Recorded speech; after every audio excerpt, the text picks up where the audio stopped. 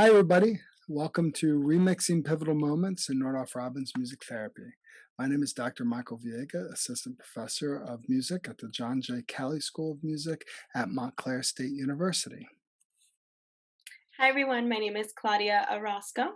I am a current graduate student at Montclair State University.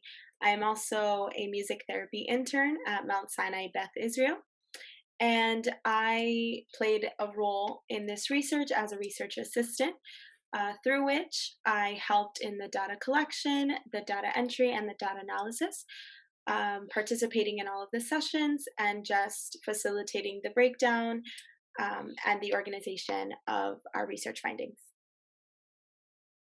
Hi everyone, I'm Sierra Cotty. I'm also a grad student at Montclair State University, and I will be starting my music therapy internship at Buttonwood Behavioral Health Center this coming January. Like Claudia, I am also a research assistant on this project, helping with the data collection, data analysis, and the transcription process. So welcome. We're really excited to share with you this research today. We want to start by discussing the three major elements related to this research project, in which we are investigating how therapists experience pivotal musical moments in therapy. And we're doing that by exploring those moments through the art of remixing and utilizing digital music technologies in order to further explore and create new meaning from those pivotal moments. And specifically working with folks from the Nordoff-Robbins Center at New York University, the therapists who are trained to talk about how musical process is clinical process. So to get rich data related to what pivotal musical moments are as experienced by these therapists. So I'd like to turn it over now to Claudia, who will talk a little bit more about pivotal moments in therapy and what that is. So over to you, Claudia. Within our music therapy research, we focus on pivotal moments within music therapy sessions as determined by the music therapists at Nordoff-Robbins that participated in our study. But before we're able to speak of something that is inherently subjective in nature, it's important to break it down and to distinguish what we mean within our research findings when we use a term like pivotal moments. And in an efforts to do that, I wanted to start with a standard definition, right? So what does Merriam-Webster define as pivotal? And here it says vitally important or critical. And Oxford Languages defines it as something of crucial importance in relation to the development or success of something else. So here we see that on what would be a seemingly objective basis, pivotal moments are defined as something that are vitally important or crucial. And beyond that, uh, a step further would be to look at the music therapy literature. So now that we've got this starting point of what a pivotal moment means within an objective lens, what is the literature saying? What do we refer to as a pivotal moment within the music therapy world in general? And in an article, an investigation of pivotal moments in music therapy and adult mental health that was published in The Arts and Psychotherapy in 2017, it describes pivotal moments as a turning point, or something that begins to be seen from a different perspective or point of view and can seem to be significant, right? So here, not only does this moment mean now crucial, but it also means a moment of change, a moment of introspection and of a new perspective. So it begins to take on now a different life.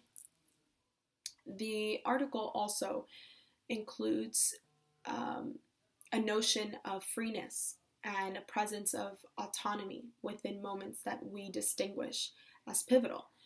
So this is also something that we see within our research, right? The presence of the music therapist and the client both feeling free and autonomous within the space of that moment. And beyond that, even more, There's this presence of countertransference that the article speaks on, which we also saw within our research, right? This presence of what the pivotal moment meant for the therapist and what the therapist was bringing in from their own lived experience to this moment. Another article, a phenomenological analysis of the experience of pivotal moments in therapy as defined by clients, by Georgie, published in 2011, states that by pivotal moment, we can understand an event within the therapeutic process that leads to enduring changed experience as an important improvement in the life experience of the client. So here again, that notion is further solidified, right? This notion that a moment that we call pivotal within the music therapy world is one where change is present, is one where something has shifted. And this just brings us to, what does the moment mean to us? What does the moment mean within our findings, within what we found? And a lot of that has already been said.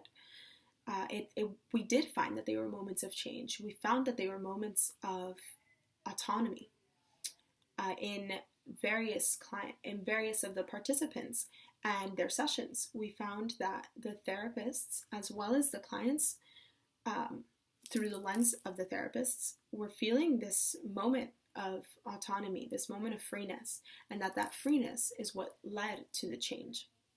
But beyond that, what we found within our research is that pivotal moments can also be paradoxical in nature. That beyond being of change, beyond being of freeness, beyond being of this autonomy and the countertransference of the therapist, they can be paradoxical and dynamic in their nature. That they can be chaotic, but also grounding. That they can be joyful, but also saddening.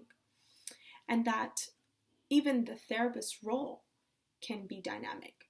Now, we saw in some pivotal moments, the therapist was acting as a grounding factor, as taking on this role of grounding the space and being that foundation.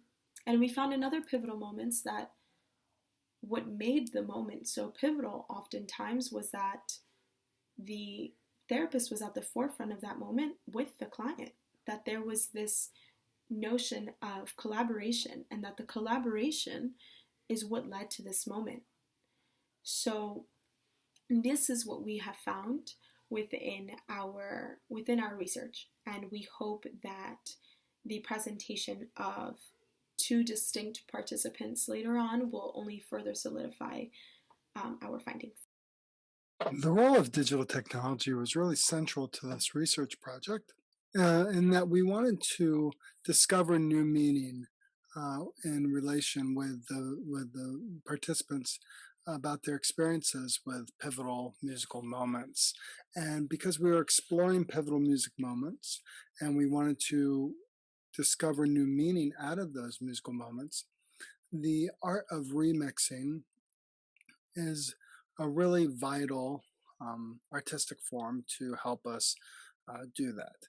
Remixing is taking a sample source of audio and recontextualizing it, reimagining it by giving it new musical properties, musical elements, giving it a new sonic soundscape in which new meaning can be emerged, where something in the original that was perhaps hidden or not obvious can come forward and be seen or be heard, be felt, and be explored.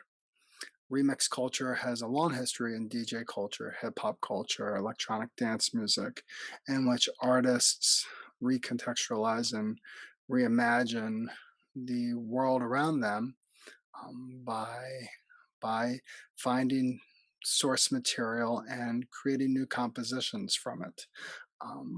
I have utilized Remix in two other projects, Rising from the Ashes in 2013, and My Curse is My Gift, a study that I did with Dr. Felicity Baker from the University of Melbourne. Both were utilizing Remix, in which really heuristically, or my first person experience, where I was analyzing songs to discover developmental and psychological processes and the possibilities within songs written in music therapy contexts. Um, One of the reasons why we wanted to do this with other therapists is because there are possibilities with utilizing remixing techniques within supervisory situations, and also, of course, utilizing it within clinical scenarios and the people we work with. However, before we move it into a clinical scenario to interview and to discuss and use Remix with other therapists is really important so that I can move it out of my own heuristic experience, see how other people respond to it, what it's like to do this relationally with another person, and then perhaps move it into a clinical scenario at some point down the line.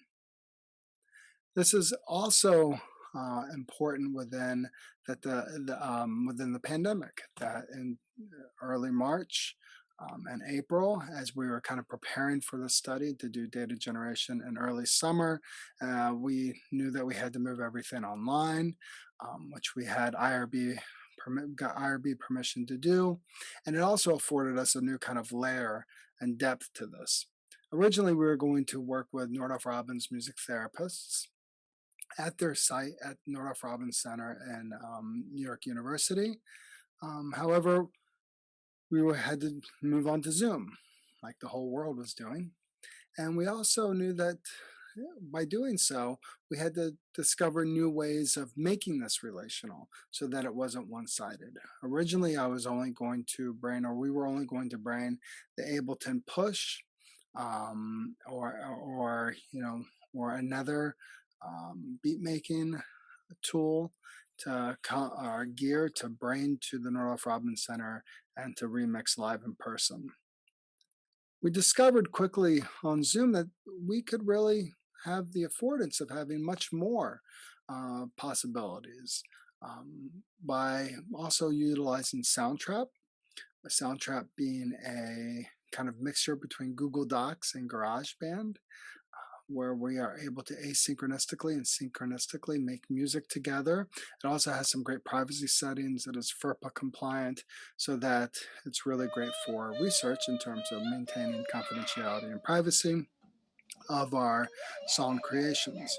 It also provided the participants a space to kind of ruminate, think about the remix experiences with us, and kind of work on it on their own time, and using instant messaging continue to kind of be in touch with us. That's part of Soundtrap. Also, we found other options where we were able to utilize the remote control on Zoom to do some pretty great kind of synced music experiences over Zoom, to record improvisations that we were doing in Zoom, put those into Soundtrap. So digital technology and the online format became kind of a central component of this research as well, where we were looking at, well, what do relational um, music experiences, and where we're exploring unconscious material that might emerge, what does that look like online? And we'll show you more about that. We chose Nordoff-Robbins music therapists for purpose of sampling in this study because Nordoff-Robbins music therapy, the musical process is clinical process. As we talk about the pivotal musical moments, we're talking about the relationships, the developmental processes, the psychological processes that are embedded within those rich relationships. Nordoff-Robbins music therapy developed from the creative music therapy model of Paul Nordoff and Clive Robbins, and honors the music experiences as central to the clinical processes that unfold. I am not a Nordoff-Robbins music therapist myself. I am a fellow of the Association of Music and Imagery, trained in the Body method of guided imagery and music, and also have an expertise in digital music technologies. Those two worlds have really blended together and integrated together, where I utilize digital music technologies and create sonic images to enhance the stories that emerge within digital music. whether it's textural, rapping or lyrical within song creation and melodies, or whether it's just moving through an image and enhancing it in the sonic possibilities afforded by digital technology. So with the digital technology, we can really take any kind of musical metaphor and really enhance it and give it certain embodied orchestration in the digital audio workstation environment.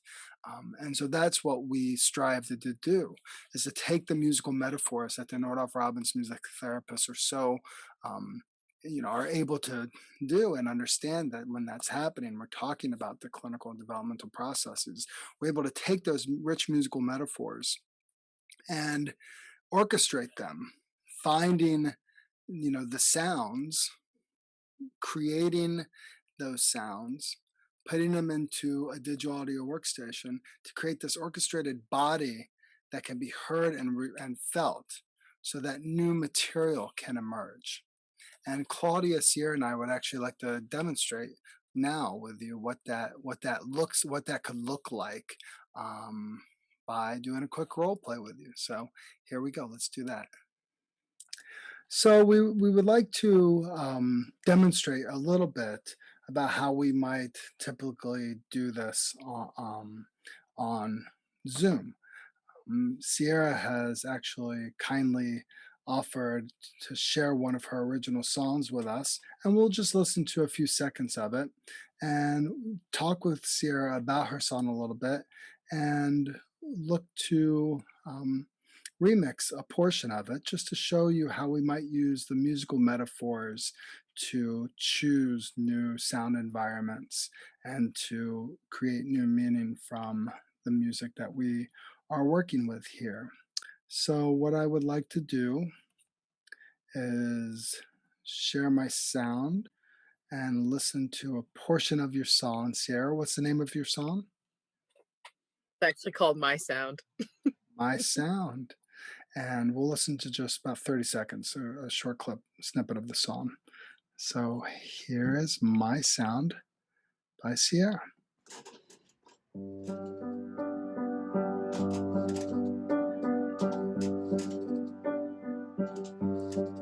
In my dreams, I was alone until I found my light, and I lost myself in the middle of the darkness inside of me, and I couldn't find a way While out the of song's playing a little bit, Sierra, can you control tell us a little bit to about reach why what you, made you write the song, or why you chose to write the song? and I wrote these lyrics after my grandma passed, actually. Um and then I came back to the song maybe a year later, and changed the music up a little bit behind it, and the the song itself to me has different meanings, I guess depending on how I'm feeling in the moment. To me, it could either be about my relationship with my grandmother, who was someone that was really influential in my life, or it could be about my relationship with God, and which is um, a part of my life that is really important to me, like including like my grandmother as well. So yeah. And thank you for sharing that. And when you listen back to it now, what what what what comes to you today, listening back to it, revisiting this song? What stands out to you? dark in the beginning. I wasn't like I know the song fairly well, obviously, because I wrote the lyrics and everything, but just listening back to it now, it's really dark. It gets to a lighter point later in the song, but in the beginning, it's definitely really dark, and you could tell where I was at in the time that I wrote it. And do you feel that same darkness related to it now, or how do you feel related to the song now? I think now I have moved past the darkness and moved more toward a more positive outlook on where I was at in that time. Definitely, the song helped me in my grieving process, um, for sure, with my grandma passing. And I've definitely come to a better place in that process as well. So looking back on it now, it's just really interesting to see like where I was at that point and then where I am now.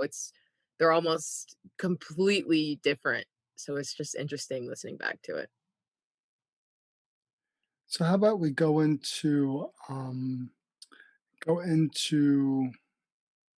arcade, go into what we're going to use today, and choose maybe a new sound experience related to where you're at now. Provide a new kind of environment for the song to perhaps live in now. So I'm going to share my screen and my sound with you. So we'll go into arcade, and so for people watching, this is a plugin that we have used called Arcade by Output. And here we have a lot of different lines, and inside each of these lines are a ton of instruments related to the various moods, experiences.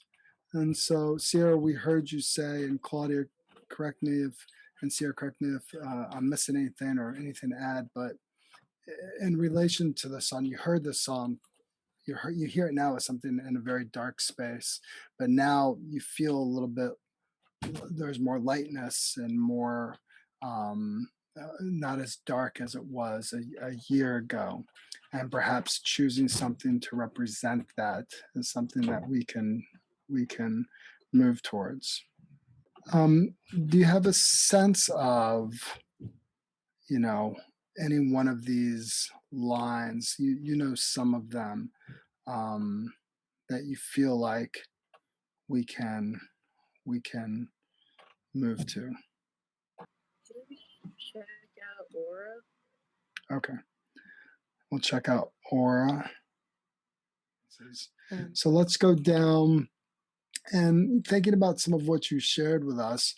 Just if when any of the words stand out to you, um, just go by intuition. Be spontaneous. Do any of these titles kind of stand out to you?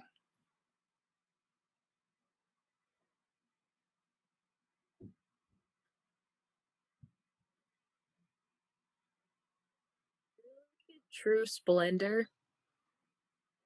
So true splendor, airy melodic tones reminiscent of organ, woodwind, and choir, waver on wind currents.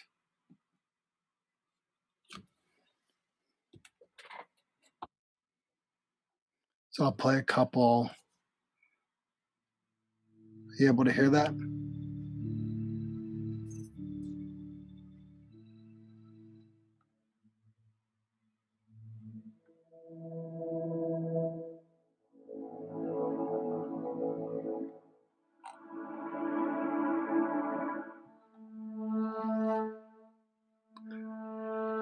So these are the sounds one by one. Of course, we can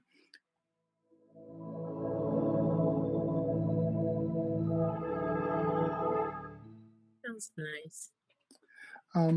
so I'm going to give you remote control access here. Hit the explore the notes and choose one or two. Choose a couple that you feel like stand out to you.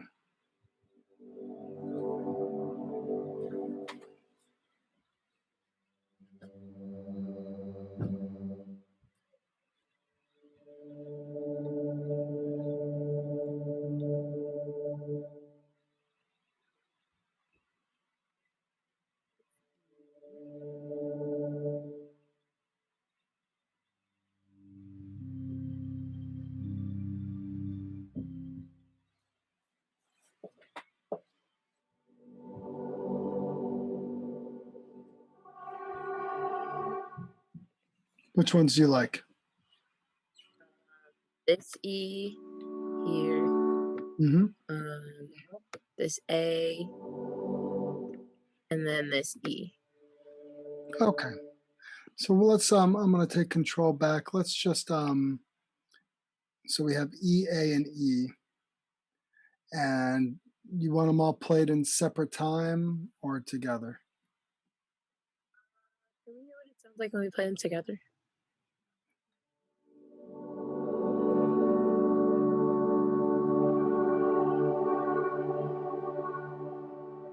I like that.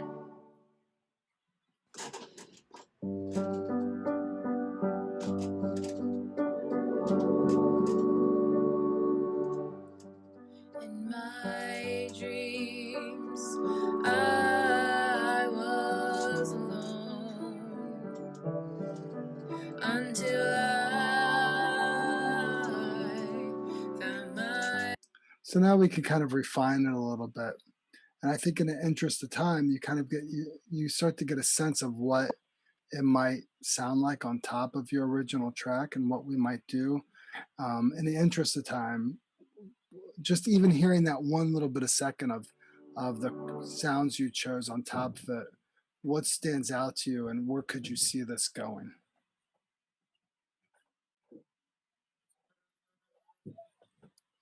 I don't know. I mean, I like the sounds that I chose because I feel like it does add a bit more light to the darkness that sort of starts out the song. Um, the sounds, they yeah, they just add a lot more positivity to, I feel like, a really negative space that I was in at the time. Claudia, did anything stand out to you? Yeah, I kind of it brought me back to the research itself, and all the participants and that moment that we had that was so distinct of when we take the recordings or the sample of what they've brought and we put under it a different sample through digital technology, right? Just like we did there, pick different sounds that it embody where you're at now and putting it under that recording and it takes on a different life.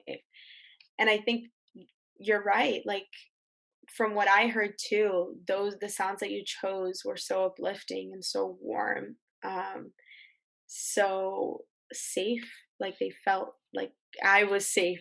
And then you put them in this moment in the beginning. Like I know you express at the end that at the end of the song it gets better and it better in sense of like it gets happier and more lively.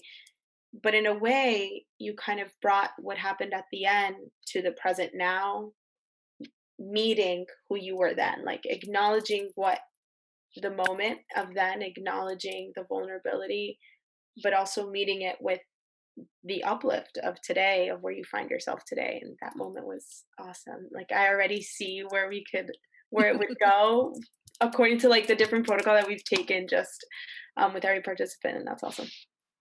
Yeah, and these sessions usually take they took a couple hours to allow this to unfold because there's a lot of like exploring and then going, "Oh, that could really work," and just in that moment, hearing it, it's like it, I could say, "Oh, this could work," right? We get those moments of like, "Ooh," and everybody goes, "Oh, this could work," but then there's a refinement period. And then there's a click of like, "Ooh, yes, dude, we got it." And then it's like going back and seeing what else needs to be uncovered. So this is a very common kind of process. What you saw in just a short time, this was a very kind of common open exploration, getting the musical metaphors, open exploration of sound, make it helping it get to a point where it clicks and refining and moving on. So let's go to two different examples of two participants that we worked with, starting with Sierra and then going to Claudia, who are going to share with you two examples of remixes and what has stood out to them about these participants and the remixes they made in relation to pivotal moments of therapy. Take it away, Sierra. I'm going to be discussing one of the participants that we decided to highlight here for this presentation. This participant is going to be known as P6. So I'm just going to discuss the pivotal moment that she described to us, what it meant to her and what she um, thought it meant to the client in that moment. And I'm also going to discuss some of the remix process that we went through with her during our session. Um, so this pivotal moment was something that happened during one of their last sessions together with the co-therapist that P6 was working with at the time. She named her client E. So E displayed emotional connection to the co-therapist and expressed in that moment that he didn't want the co-therapist to leave. And this is what she described as the pivotal moment during the session. He was very clear in his response, and he showed that he was determined to get the co-therapist to stay in his life forever. Now, this is something, like I said, that she described as the pivotal moment during this session because he had never really discussed or disclosed his connection to the therapist or the co-therapist. He never really disclosed how he felt about the therapeutic relationship that they had developed. So when he chose to show how he was feeling in that moment in such a clear and direct way, she automatically felt like this is a moment that is pivotal or that could change the course of our relationship in our sessions going forward. So this moment, during the session that this pivotal moment occurred, P6 was invoking musical holding. She was playing on the piano, but she was playing in a softer, more subdued tone than she would normally play. Also, what she was playing on the piano was a lot slower than she would normally play. She described that E was very fast paced and he was always moving around and playing on the drums and just always playing in a very loud dynamic. Even as she was playing the piano in a softer tone, he was still trying to, amp up the rhythm, and she just brought him back down. She really wanted to try and allow him to, sit in what he was feeling and maybe reflect on the moment and them telling E that the co-therapist was leaving and seeing if he would reflect on his emotions and maybe something would come up. So she told us during the session that the fact that he expressed that why can't you just stay for the rest of your life, that really highlighted the quality of the relationship. And like I said before, he had never expressed what the therapeutic relationship meant to him. So that moment of clarity was really important. So during the session, he was saying, I don't want you to go. Like, why do you have to leave? And then he said, why can't you just stay for the rest of your life? And so that was a moment of clarity for him where he realized that this relationship that he had begun to create with the co-therapist really meant something to him. And he was able to let the therapist know, and he was able to, tell them that in the moment, which was really important. At this moment, E was able to come to a clear and reflective state where he was able to process his feelings at that moment about another person in his life that was leaving. When we were discussing this moment, P6 told us that during this session, he had mentioned that a teacher that he had at the school that he was going to was also leaving. So it was really interesting that he was able to, reflect in this moment and then also connect back to a similar situation that was going on in another part of his life. And so this moment also reflected that he was able to be comfortable enough with them to become vulnerable and then express his true feelings at the moment about his relationship with the co-therapist, and also about his relationship with the teacher that was also leaving, that he was able to make that connection with. As I mentioned before, what really made this moment pivotal and what really stood out to P6 was the clarity and directness in E's tone. At the time, during the session, he was singing over the melody that she was playing, but what he was singing was very monotonal. He was singing the same note over the phrase that he was saying, and then all of a sudden the phrase changed to a beautiful melody.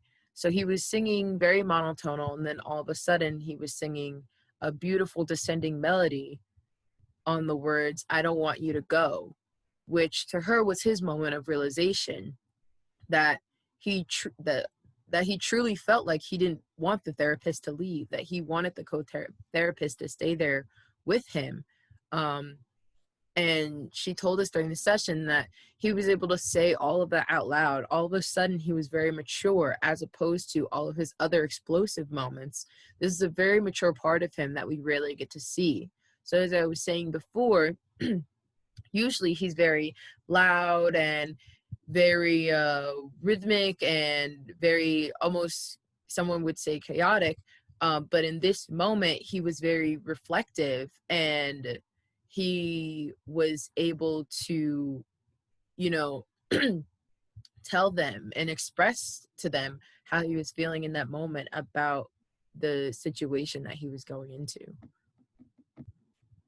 So after the remixing process, we met again in a follow-up session, and P6 had come to the realization that although he was able to reflect on this process and, express how he was feeling in that moment about the co-therapist leaving, she also realized that he was still struggling with the concept of leaving. She said, "He doesn't completely grasp it, but it's there in the background. He keeps repeating himself and trying to understand it. He's fighting with it." That's the realization that I came to. So she's speaking about, in the moment, he keeps saying, "I don't want you to go. I don't want you to go. I don't want you to go." But every time he's saying it, he says it in a different tone. And during the remixing process, this is something that we sort of split up in the track. There was the main track, and then we took those pieces out of the track, and she was able to manipulate them and repeat them and really just hear the quality in his tone change each time he said this phrase. So her being able to do that allowed her to come to the realization that each time he said it, it was with more conviction in what he was feeling, and he was very direct, and he was telling her, like, "No, I'm serious. This is how I'm feeling in this moment, and I need you to hear me." Now, throughout the remixing process, we came across a couple of different themes that were occurring throughout this pivotal moment. Those themes were sadness, yearning, connection, but also clarity. The sadness comes from, what he was feeling in that moment, the sadness of the co-therapist leaving and him not being able to continue that relationship with him. The yearning comes from a moment that P6 described later on in our follow-up session. In the session, she said, "Maybe the music I played was more nurturing and holding, like you said, but the sounds that we're creating here showcased a little of that darkness that was there in the session. That yearning was so much deeper. I felt it. I guess that's what I'm feeling." So she's saying that in the session, she wasn't really meeting the client where he was at. She was really excited that he was able to express what he was feeling in that moment, but she was so stuck in the therapist's world and the therapist's mind and thinking so clinically that she wasn't able to meet him emotionally where he was at. And this is something that was a continuity throughout each of the participants. We found that many of the participants were stuck in the world of the therapist during their pivotal moments and less in the client's world. This process really allowed them to emotionally connect to the moment instead of staying in the clinical space that they were so trapped in during the session.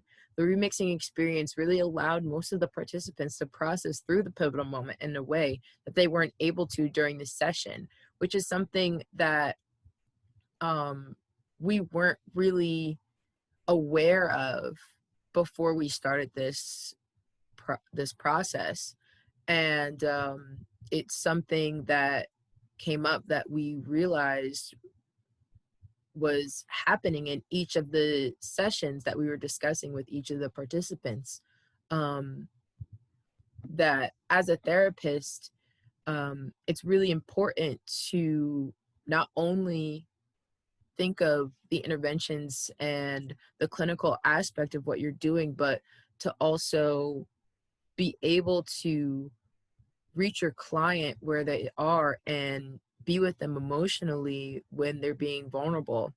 Um, and so that was a really interesting find for us, that she was able to express to us. And she even stated that in the moment she was, because she was stuck in this clinical space, she reacted in a way that after listening and remixing that she felt was not appropriate. Um, she says, now I feel cruel. For me at that moment, I felt like I needed to say something. But through this, I think I got emotional listening to him that I didn't get when I was in the session. I didn't get to that emotional level myself until I was able to play with it like this in this moment. So like I was saying, in the pivotal moment, she responded to the client in a way that wasn't on an emotional level. She was trying to redirect him back to what he was feeling so that he wouldn't go astray, but also trying to connect him with the reality that people are going to come and go and that your relationships aren't always going to be the way that you want them to be, and that people are going to leave. But listening back, she felt like it was cruel to say something like that when he was being so vulnerable in that moment. Now, with P6 being our last participant, there were different things that we weren't able to experience with other clients that we experienced with her. One big thing that we found was that we could take the recording off of Zoom that we did during the remixing session and put that into Soundtrap instead of her having to remix what we had done together during the session live and then do it again on Soundtrap by herself. She actually brought that up to us during the session.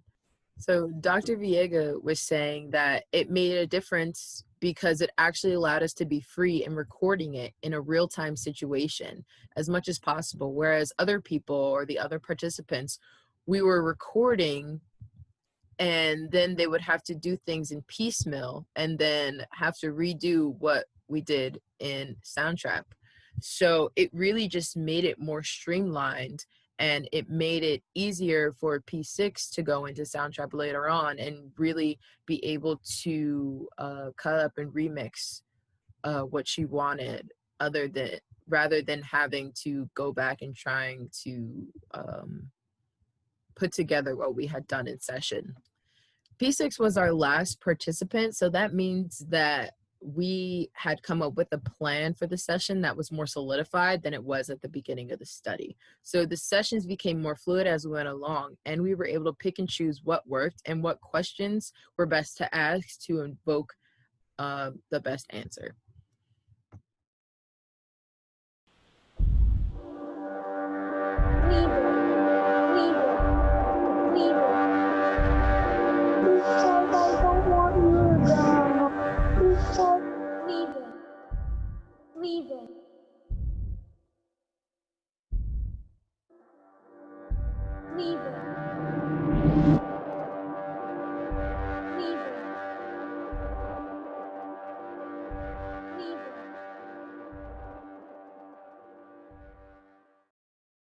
So that was just an overview of one of the participants that we decided to highlight. So now to Claudia.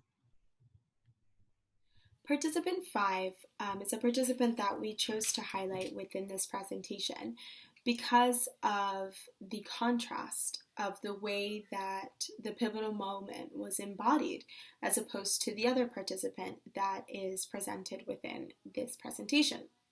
Right, so it all goes back to that initial definition that we provided of what pivotal moment meant within this specific research study. Moreover, this paradoxical nature of a pivotal moment, what it really means. So we see a participant and their client embody a pivotal moment one way, and then participant 5 and the way that she embodied a pivotal moment with her client, and how the nature of this pivotal moment was very energy driven, was very rhythmic, was loud, and was what one without context would deem almost chaotic. But it was within that energy, within that chaos, that there rose up this pivotal moment, this moment of connection, and this moment of change, this moment that was distinct to other moments before. And so within that, we begin to see how a pivotal moment can really manifest in many different ways. Just a little bit more context. The client that participant 5 was working with, she described as difficult to engage with at first, primarily because of the client's desire to walk around the room often, to leave the room often, to just walk away from session, and also due to the lack of vocal expressivity, right? The lack of using his voice and verbalizations for self-expression. And so being that these were key points of needs for the client, participant 5 within music therapy and within that context was really working with him on these goals of using his voice for self-expression. And it is within that goal that this pivotal moment really shines, because it is a moment in which it starts out as just an exploration of rhythm, an exploration of different skills and rhythmic figures. And then we really hear the client begin to vocalize and begin to have different vocalizations that he hasn't really shared with the music therapist up to this point. The therapist describes, and later on we see within that pivotal moment that she sent us, how really the client within that moment gradually comes out of himself and expresses himself in a way that he hasn't before verbally. How at first he begins by whispering, and then it becomes screeching and just loud vocalizations. And then it becomes what we would describe as a vocal fry, and in a very low frequency. And at the end, we see one of the most distinct forms of autonomy. That once participant 5 was beginning to close this session, the participant is able to verbally say quiet, right? So within that moment, able to take back control of the space and say, okay, now we're quiet. So really, she what she expresses is that this energy and this energy driven nature of this session, particularly the rhythm, is what allowed for his voice to thrive and for his voice to explore. And she says within that moment, she distinctly remembers it being a turning point for him and being a turning point for their relationship as therapist and client. And what is interesting within this moment is really the emphasis on rhythm to facilitate voices. She says, quoting, "The rhythm allows the voices to be anything." And this is what we see, that a lot of that chaos and that energy that we're speaking of, that's this moment, it is this that sets the foundation for the vocalizations and the voices to hold space and to take up space and to express. And this moment for the client is really a beginning of opening of the space for connections. So not only is he able to enter into a world of self-expression through means of verbalizations or vocalizations, but it also makes space for connections, where now he's working in collaboration with the therapist, and there's this idea that you can connect with another and you can connect through the music. And for the therapist, for participant 5, she expresses that, this moment also changed her in many ways, or shed light on a lot of different factors for her. The first one being that she was able to use her voice in a different way. And this came about because she was originally, being that she's an opera singer, this client was someone that forced her to come out, or invited her to come out of those classical voice techniques that she's trained on, and to use her voice in a different way than she had known. Really, the participant expresses that this session was a way for her to reclaim the freedom to use her voice in different ways that were not ways people would readily think of to clinically use the voice in music therapy and in classical voice performance.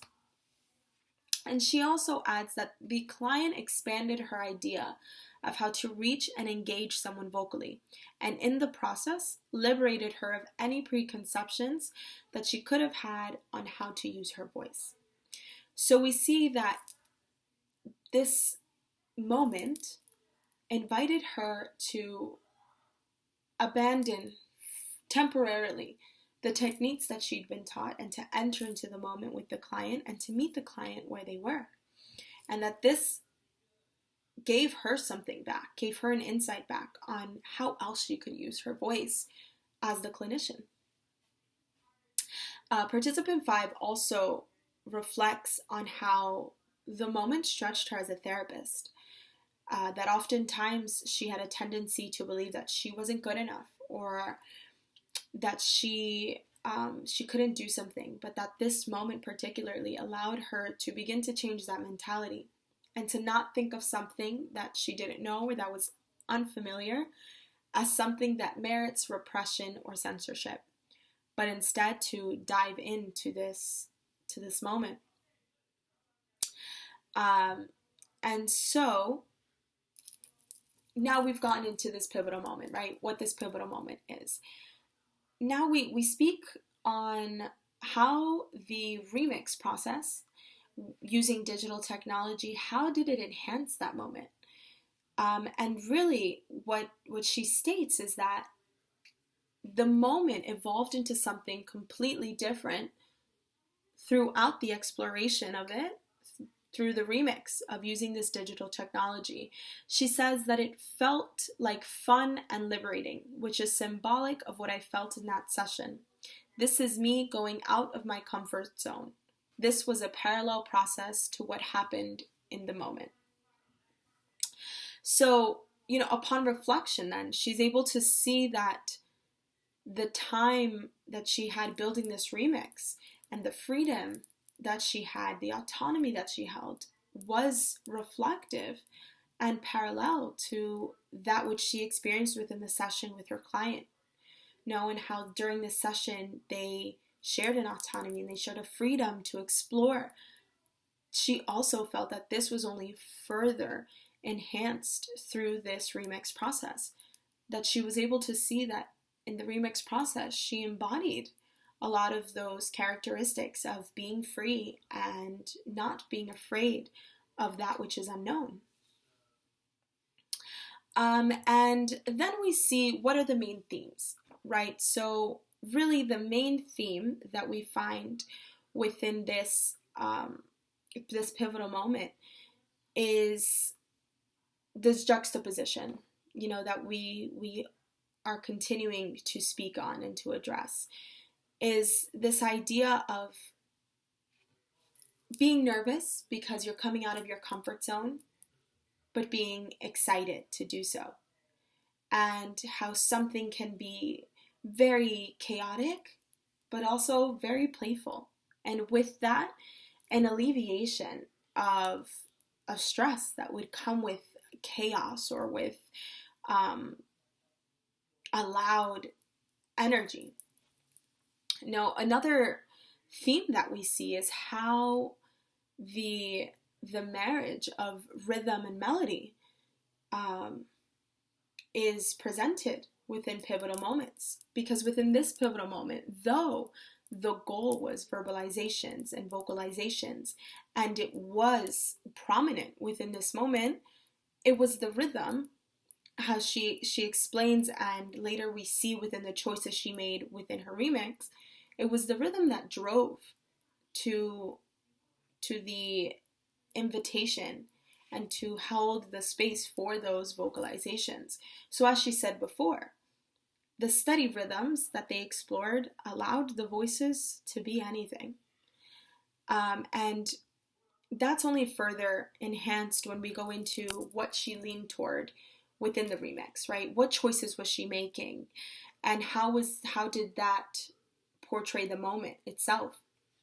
And we see that given a choice between starting first with the voices and the vocalizations, which was a goal, participant 5 actually chose to start with the rhythms first and then come back to the voices. So here we see how the rhythm of the session is what connected it, what brought it together.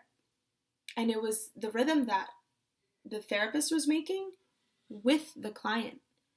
So in their rhythm making, we see also the connection and the building of this client-therapist relationship, where, again, we address goals not only of self-expression, but also of moments of connection with others. And also we see the effects, the different effects that participant 5 used within the session, and how she describes the different blurbs and effects that she uses to highlight the vocalizations of the client and the rhythm that is set as the idea of a musical minimal encourager, right? This yes and, that through the moment, this remix process enabled her to further support her client and to feel that she had further supported her client, right? How each different attack or distorted sound allowed her to reflect the wildness and the chaos of the session, but also to say yes and to support her client further. And, through reflection of all of this, something that was interesting was that this yes and that she further enhanced through the remix process also is a validation. That by saying yes and, she is saying that when we validate the sadness and the discomfort or the acceptance of the unknown, we're able to move forward and move through it and to find joy. And ultimately, this is what she experiences with her client. And so, lastly, knowing that we have this session and we have these participants, this participant's specific pivotal moment, how does this relate to the other participants, right, in the grander scheme of things? And really, we see how it ties together this idea of a pivotal moment having a paradoxical nature and the strength and the power within that.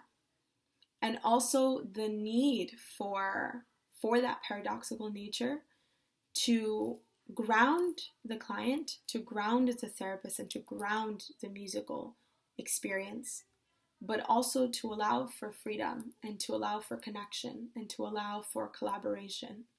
And that all of this embodied is what is shown with all of the participants as what brings forth this pivotal moment.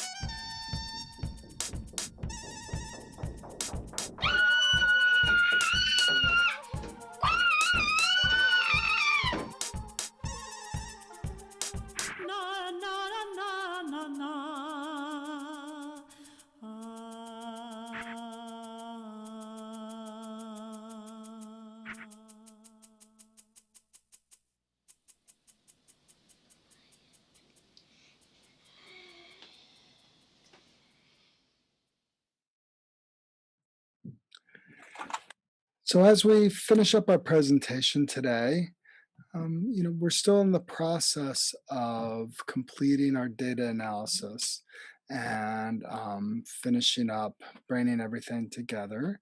And as I said earlier in the presentation, we will be the themes that really stand out to us. We're going to be exploring those themes together through our own remixes. And that will be the next step of where we're at so that we can integrate the themes through artistic process, which has been so important here. So we want to make sure we value the artistic process by doing our own remixes to integrate the themes that we find. But just as we finish up, just to highlight a couple of points that have really stood out to us that we feel have been some key takeaways. And Sierra or Claudia, is there one that stands out to you that you'd like to begin with? Yeah, so I think for me, just being a part of this process and this research, right, within the remixes, has brought up something that again all ties back to the nature of what we found our pivotal moments, which is that the digital music and the use of digital technology should, on paper, mean we are distanced, right? Or we have a distance experience from the participants and the participants from their clients because everything is happening virtually. And yet, what I noticed or what I observed was that the use of digital technology enhanced the moments and made them even closer, both in the client therapist relationship and the way that the participants were processing that experience, and also in the way that they presented those experiences to us. That somehow through that digital technology, I felt a part of that moment with them. So that was really a key takeaway for me and something that was surprising and also exciting as we look forward to what comes or what's to come within our field in music therapy. For me, one thing that really stood out were the moments during the remixing process. In the beginning, we weren't really sure how this was all going to unfold during the sessions. But in each session, because each participant is different and every moment is different, the remix process was different. But one thing that was a continuity throughout the whole through every participant was the aha moment that we had sort of mentioned earlier, was when we put the track with a different soundscape, and then you put them together, and then when they click, all of a sudden it was just, I feel like that moment was like a pivotal moment in our sessions with the participants, because it was so magical. um because you take something that is not really musical, and then you bring the musical aspect to it, and then they sort of make sense with each other. But going into it, we weren't really sure like what was going to happen. So to have something so pivotal happen when we're, researching pivotal moments, I think was just really interesting, and something that I take away from this project. Yeah, both those moments, the fact that a lot of our time together with the participants felt so intimate, felt very personal, uh, and those moments that really did feel like they clicked, felt like that we were really combining these experiences of very analytical or very like thoughtful about what sounds and digging into the sounds and solving problems and then all of a sudden there'd be like this very intense kind of emotional embodied feeling of, oh, this works. So moving from this kind of intense analytical problem solving or concentrated state to a very embodied kind of state.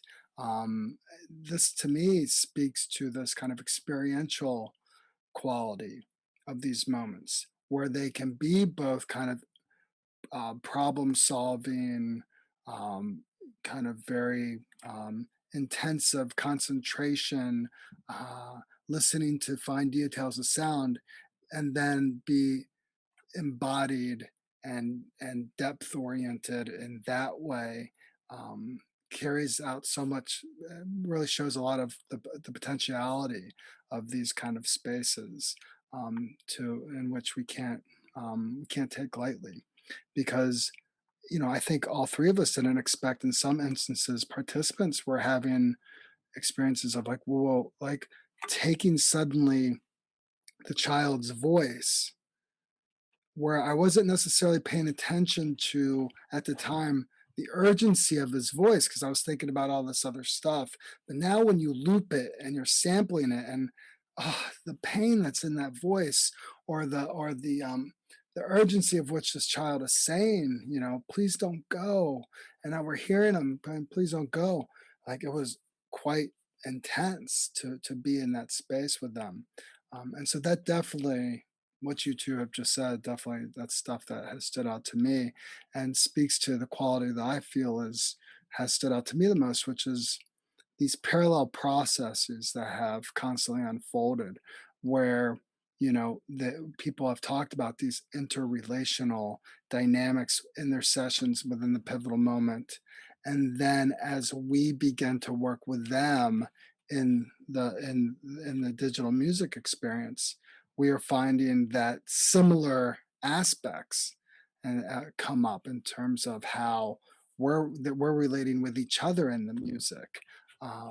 Finding autonomy, for instance, might be a big theme within the pivotal moment within their session. And then with us, the participants trying to find their own autonomy with the digital sounds.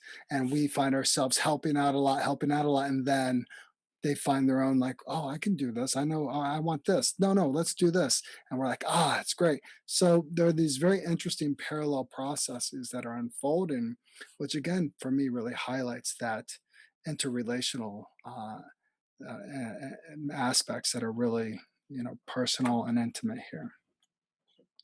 Thank you, everybody, for joining us today for our presentation. The assigned number for this conference presentation is 2047. So you can take note of this number, 2047, and you'll get 1 credit for your concurrent sessions. So again, 2047. If you have any questions about this project or any other projects that we're involved with, you can find us at the David Ott Lab for Music and Health at Montclair State University. You can find us online, searching us through Google, David Ott Lab for Music and Health, or look us up on Facebook or Instagram. And you can find out more information about these projects that we're doing there. So thank you, Sierra. Thank you, Claudia. And that's Thank it. you. We'll see you all next time. Bye.